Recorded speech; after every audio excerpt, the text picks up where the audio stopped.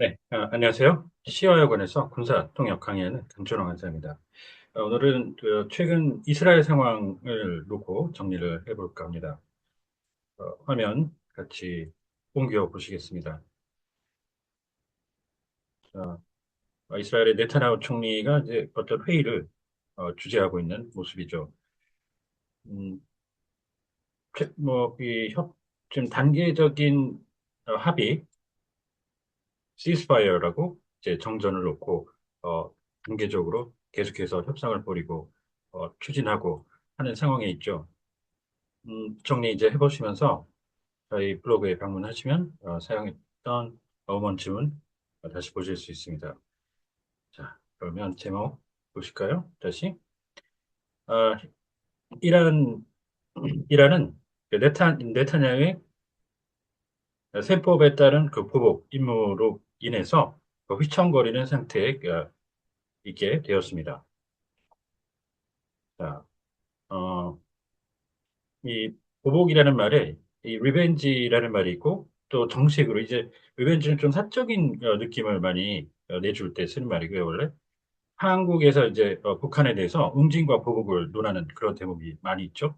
현 정권 들어서 다시 부활이 된 그런 문구라고 볼 수 있는데 한국형 대량 응징 보복할 때 반드시 되갚아주는 응징은 punishment, 그다음에 보복은 retaliation 이렇게 들어가는데 이 두 단어는 반드시 또 구분을 해주셔야 됩니다.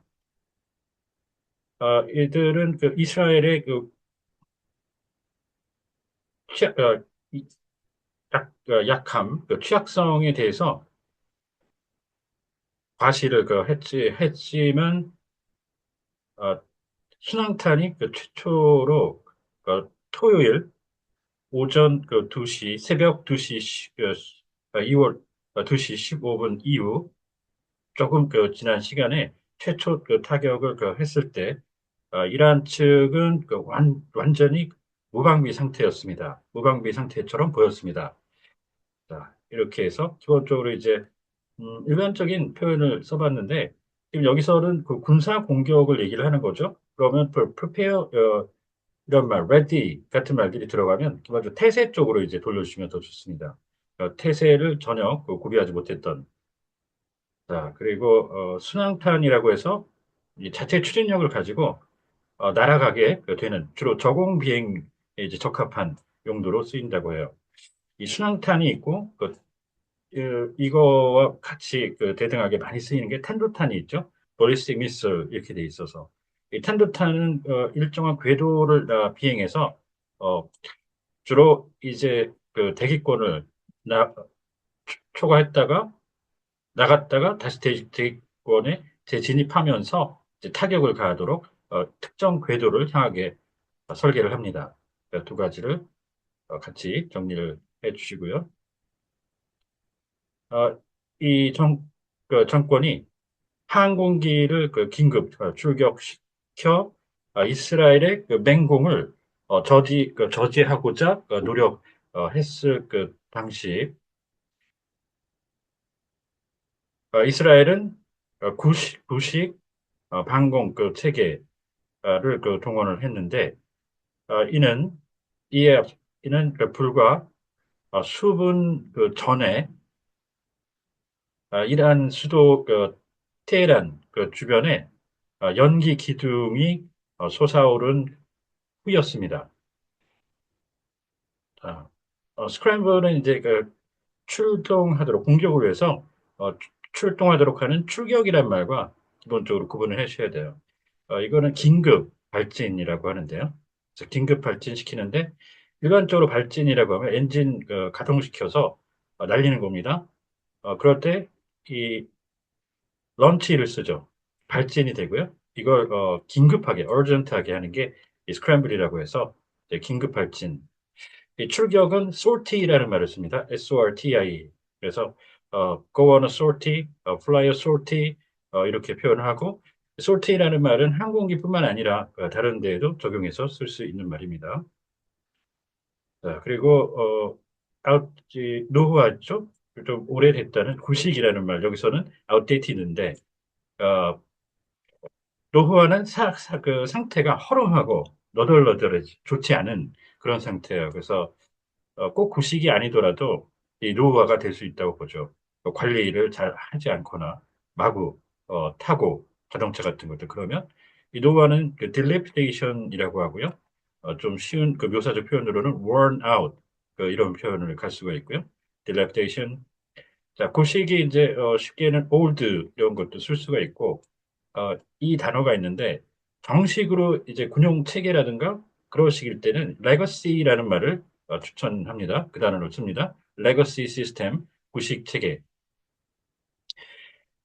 이라는 아주 굴욕적인 그 시인을 하면서 자국의 그 수도가 아주 신속하게 이루어진 4시간 동안의 이스라엘 그 방위군 그 작전으로 인해 그 타격 당했다는 점을 인정을 했는데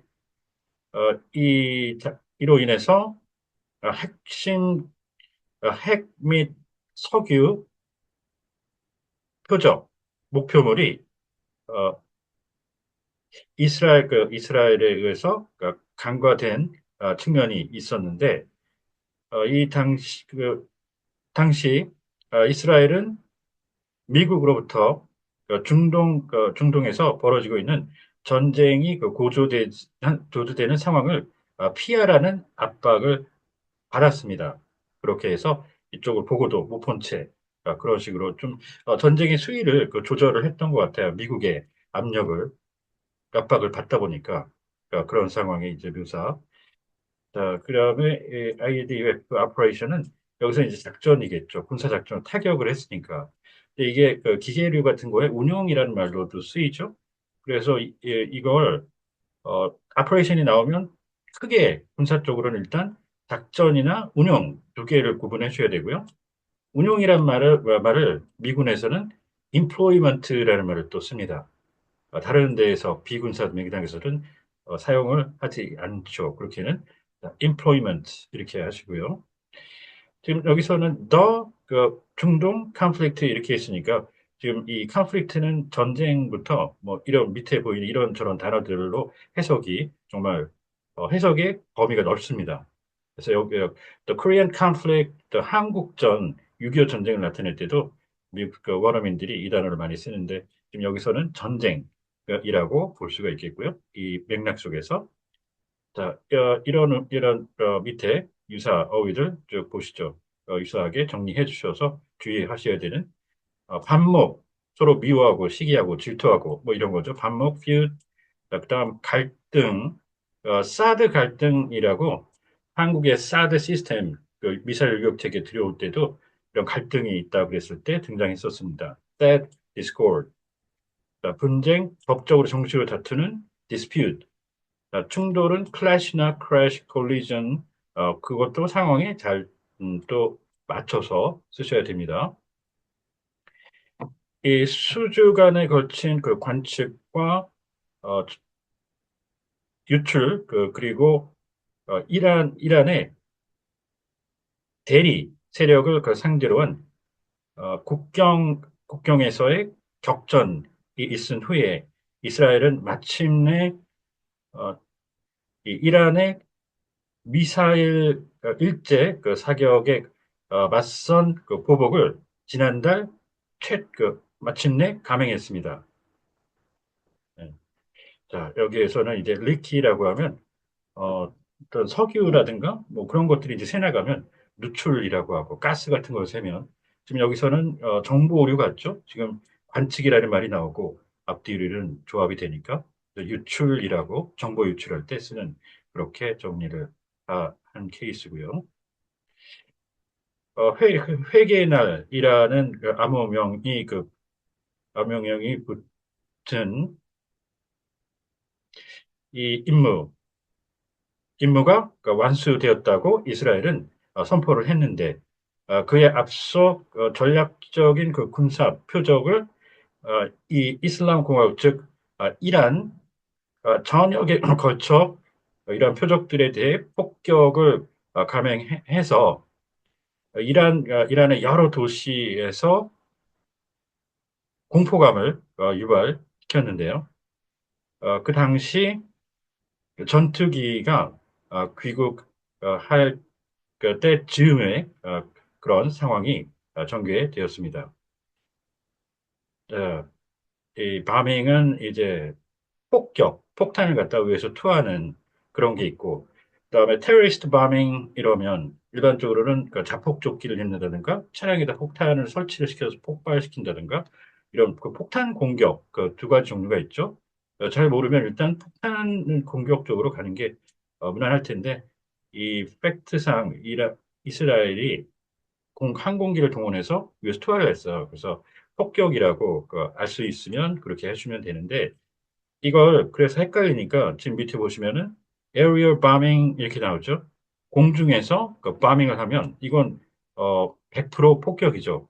그래서 실제로 이렇게 aerially bombed 이런 식으로 미군이 쓰니까 확실하게는 이렇게 표현을 해주고요. 자, 폭격이 있으면 이제 포격이 있죠. 포물선을 그리면서 날아가게 포탄을 쏘는 artillery fire 내지는 shelling 이렇게 해주시면 됩니다. 거기서 artillery는 포가 되고 쉘은 포탄 자체가 되죠. 쉘링. 그리고 아까 이제 전투기 나왔었죠. 여기 그 파이터 젯 전투기와 그 컴뱃 에어크래프트가 구분해 주셔야 돼요. 컴뱃 크게 군용기 월플레이는 컴뱃하고 난 컴뱃으로 구분이 됩니다. 그렇게 해서 각각 전투 임무기, 비전투 임무기 이렇게 해주시고 이 전투 임무기 아래 항목으로 이 전투기나 폭격기, 공격기 따위가 들어가게 됩니다. 그래서 컴뱃, 파이터 젯 요거 반드시 구분해 주시죠. 자, 오늘은 이제 이란에 대한 이스라엘의 보복 공격 관한 질문 정리를 좀 해봤습니다. 혹시 궁금하신 점이 있다든가 하면 언제든 연락 주십시오. 감사합니다.